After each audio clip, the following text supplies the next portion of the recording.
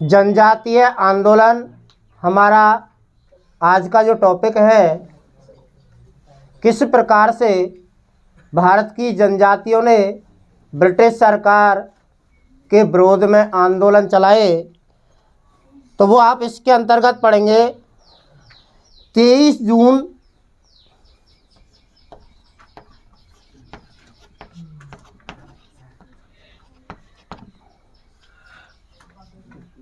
1757 ईस्वी अब की घटना है।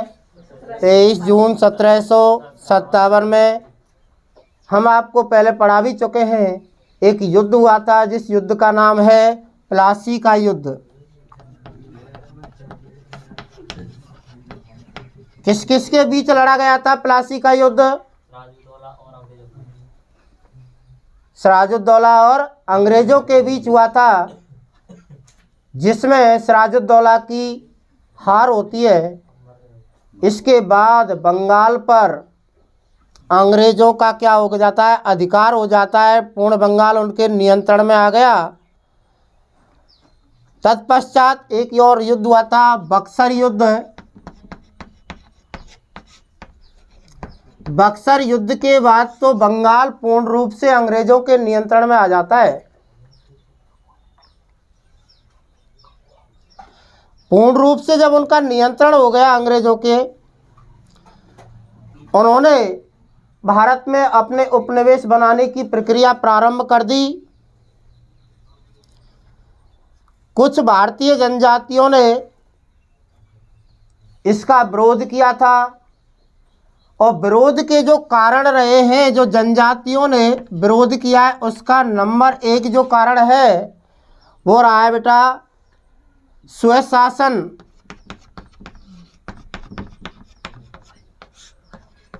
में विदेशी हस्तक्षेप।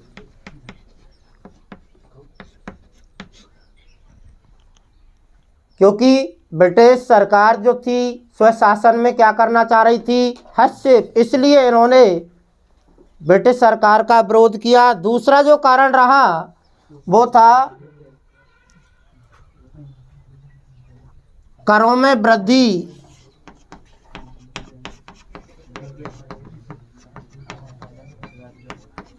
नंबर 3 कारण जिसलिए इन्होंने इसका विरोध किया है, अर्थव्यवस्था का भंग होना।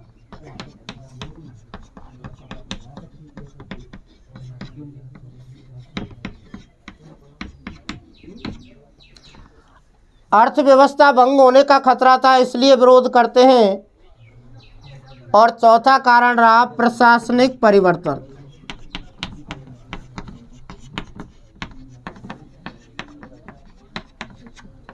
चार कारण हमने आपको बताए जिसलिए जनजातियों ने क्या किया है? विरोध किया है ब्रिटिश सरकार का। नंबर 1 करों में वृद्धि, नंबर 2 स्वशासन में विदेशी हस्तक्षेप, नंबर 3 अर्थव्यवस्था का भंग होना, और नंबर 4 प्रशासनिक परिवर्तन। जनजातियों ने विरोध प्रारंभ कर दिया। सबसे पहले जो विद्रोह हुआ, जनजातीय विद्रोह कहा जाए, बंगाल तथा पूर्वी भारत में विद्रोह हुए हैं, वो सन्यासी विद्रोह है। काफी मोस्ट है।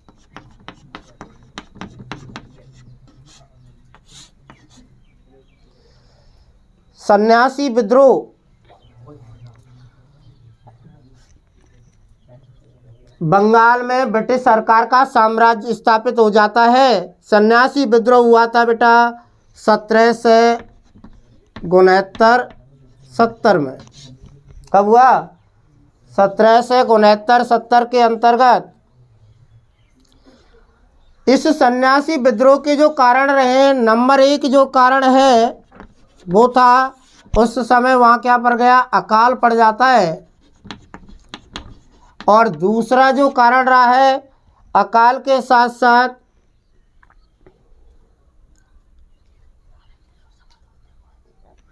धार्मिक यात्रा।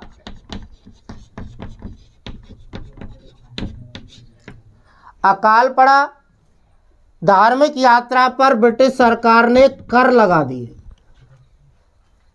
जो सन्यासी थे उनका प्रमुख आजीविका का कार्य था कृषि। वो कृषि करते थे। कृषि के साथ साथ नियमित रूप से धार्मिक यात्राएं भी करते थे, लेकिन धार्मिक यात्राओं पर सन्यासियों से कर लिया जा रहा था ब्रिटिश सरकार के द्वारा। इसलिए सन्यासियों ने ब्रिटिश सरकार का विरोध करना प्रारंभ कर दिया। वो विरोध करना शुरू कर देते हैं, अन्याय के विरुद्ध लड़ने का संकल्प लेते हैं। जनता के साथ मिलकर के सन्यासियों ने ब्रिटिश जो कंपनी थी ईस्ट इंडिया कंपनी की कोठियों, ब्रिटिश अधिकारियों की जो कोठियां थीं,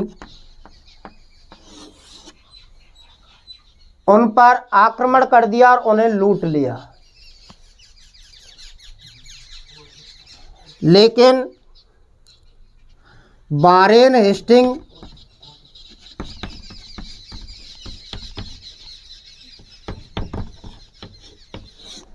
जो गवर्नर थे, उनके नेतृत्व में ब्रिटिश सेना ने सन्यासी विद्रोह को कुचल दिया।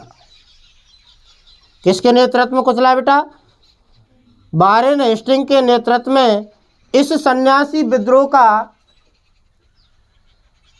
जो वर्णन किया है भारतीय उपन्यासकार हैं जिनका नाम है बंकिम चंद्र चटर्जी।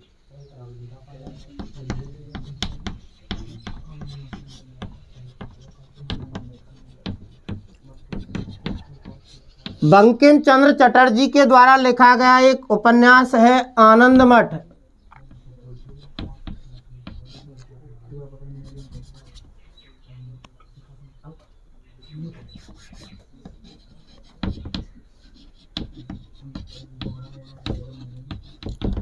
आनंद मठ के अंतर्गत वर्णन किया है। ध्यान रखेंगे, सन्यासी विद्रोह का वर्णन किसने किया है? उपन्यासकार बंकिम चंद्र चटर्जी ने। किस उपन्यास के अंतर्गत? आनंद मठ के अंतर्गत। दूसरा विद्रोह हुआ है कोल विद्रोह।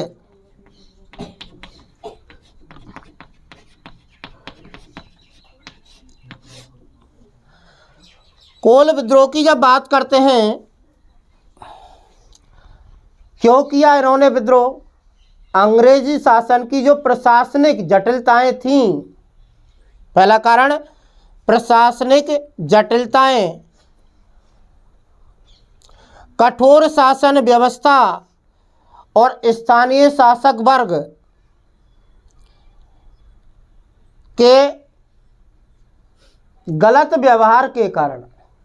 स्थानीय शासक वर्ग उनके साथ कैसा व्यवहार कर रहा था? गलत व्यवहार करता था, शोषण किया जा रहा था कोल जनजाति का। इसलिए इन्होंने ब्रिटिश सरकार का विरोध करना प्रारंभ कर दिया। विद्रोह जब अधिक भड़कने लगा तो ब्रिटिश सरकार ने इसे दबाने के लिए क्या किया है? 1831 में, अब की घटना बेटा, 1831 ईस्वी के अंतर्गत कोल जनजाति के किसानों की जो भूमि थी, उस भूमि को छीन लिया, यानी मुंडों से छीन करके बाहरी लोगों को प्रदान कर दिया। कोल जनजाति के मुंडों से भूमि को छीना और छीन करके बाहर से आए लोगों को उसे दे दिया, अधिकार दे दिया उनको उस पर खेती करने का। ऐसा जब किया उन्होंने तो हिंसा भड़क गई, क्रोधित हो गए कोल जनजाति, और इन्होंने जो विद्रोह किया है यह आपको ध्यान रखना है। कहाँ कहाँ पर फैला है ये क्षेत्र था? जैसे सिंह भूमि, हजारीबाग, मान भूमि,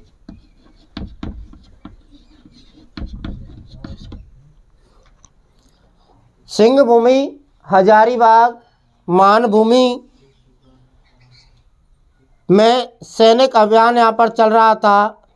एक दीर्घकालीन सैन्य अभियान यहाँ पर चलाया गया विद्रोह को शांत करने के लिए।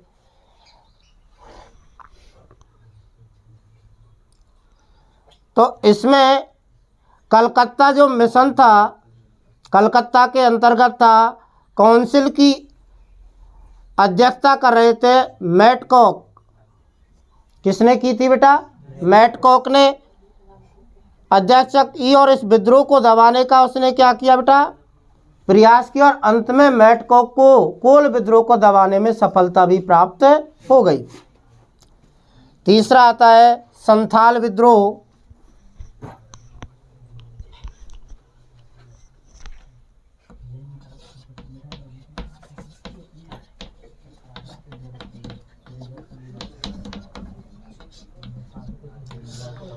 संथाल विद्रोह की बात करते हैं बेटा।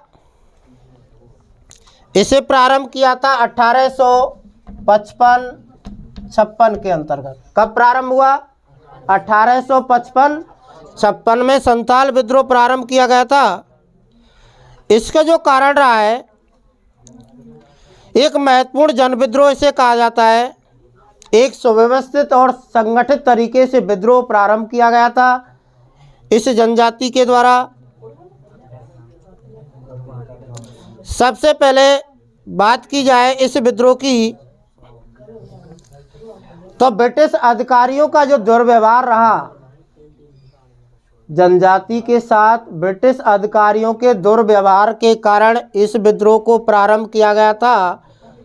जो भारतीय जमींदार और साहूकार वर्ग है, इस जमींदार और साहूकार वर्ग ने जबरदस्ती उनसे भू राजस्व कर वसूल करना प्रारंभ कर दिया। बात नहीं, भू राजस्व कर वसूल करना क्या कर दिया बेटा? प्रारंभ कर दिया। इस विद्रोह का नेतृत्व दो भाइयों ने किया था। ध्यान रखना है, संथाल विद्रोह का नेतृत्व किस किसने किया था? दो भाई थे। एक का नाम था सिंधु और दूसरे थे कान्हू। दोनों भाई संथाल विद्रोह का नेतृत्व करते हैं। ब्रिटिश कंपनी के शासन वाला जो क्षेत्र था उसका विरोध किया और अपने आप को ईस्ट इंडिया कंपनी से स्वतंत्र घोषित कर दिया। घोषणा कर दी उन्होंने कि हम ब्रिटिश सरकार के नियंत्रण से मुक्त हैं। तो सैन्य कार्रवाई की गई ब्रिटिश सरकार के द्वारा। 1856 में इस संथाल पर यानी कि दबाने का प्रयास किया, चर्चा की गई और अंत में यानी दबाने में सफल तो होती है ब्रिटिश सरकार इस विद्रोह को, लेकिन अलग से संथाल परगना इन्हें बनाना पड़ा था।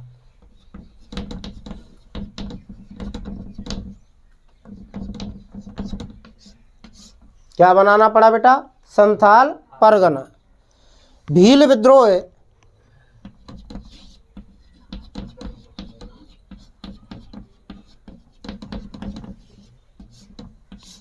भील जनजाति, इसने जो विद्रोह किया है पश्चिमी तट है भारत का। कौन सा तट? पश्चिमी तट पर रहने वाले खान देश है। कहाँ रहते थे बेटा? तो इन्होंने पश्चिमी तट पर खान देश के अंतर्गत ब्रिटिश सरकार के विरोध में एक आंदोलन चलाया। घटना थी 1812 और कब तक चला बेटा? 18 से 19। कब से कब तक चला है?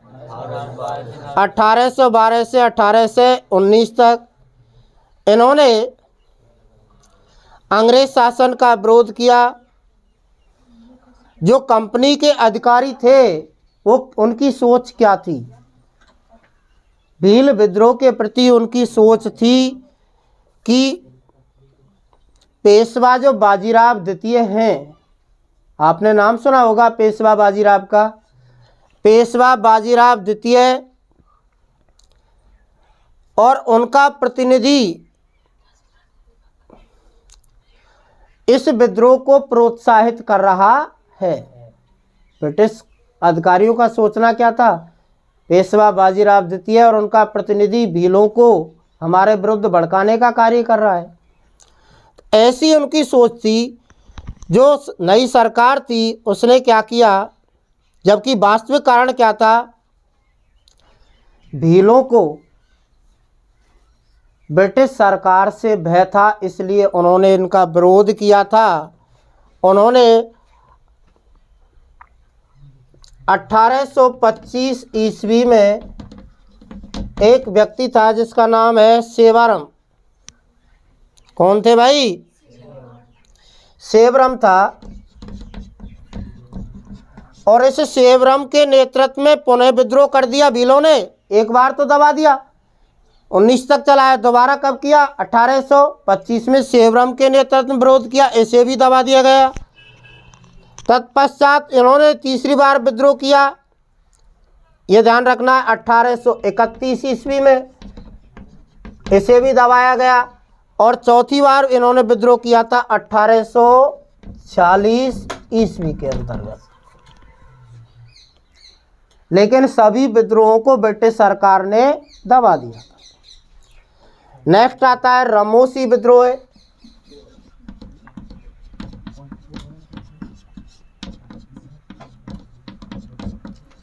पश्चिमी घाट है भारत का। कौन सा घाट बेटा? भारत के पश्चिमी घाट पर रहने वाली एक जनजाति जिसे रमोसी कहा जाता है। क्या नाम दिया गया है जिसको? रमोसी। इन्होंने अंग्रेज प्रशासन पद्धति से अप्रसन्न होकर के उनका विद्रोह कर दिया। किससे अप्रसन्न थे? अंग्रेज प्रशासन की राजनीतिक व्यवस्थाओं से भयभीत थे और इन्होंने विरोध प्रारंभ कर दिया। और किया था बेटा 1822 ईस्वी में। कब किया है?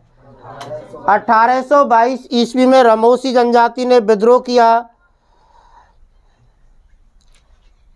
नेतृत्व किया था सरदार चित्तर सिंह ने।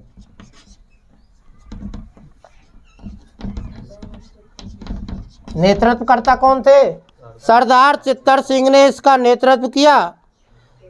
लेकिन ब्रिटिश सरकार ने सेना का सहारा लेकर के रमोसी विद्रोह को कुचल दिया और ये असफल रहे। रमोसी जनजाति क्या रही थी बेटा? असफल। तो आपको ये देखना है, या प्रश्न आ जाए बंगाल और पूर्वी भारत में जनजातीय विद्रोह को समझाइए, या दे देता है जनजातीय विद्रोह को समझाइए। तो ये दोनों प्रश्न एक ही हैं। 1857 के स्वतंत्रता संग्राम को भी मैं आपको करा चुका हूँ, कोई दिक्कत तो नहीं है। इनको कंप्लीट करना है भैया।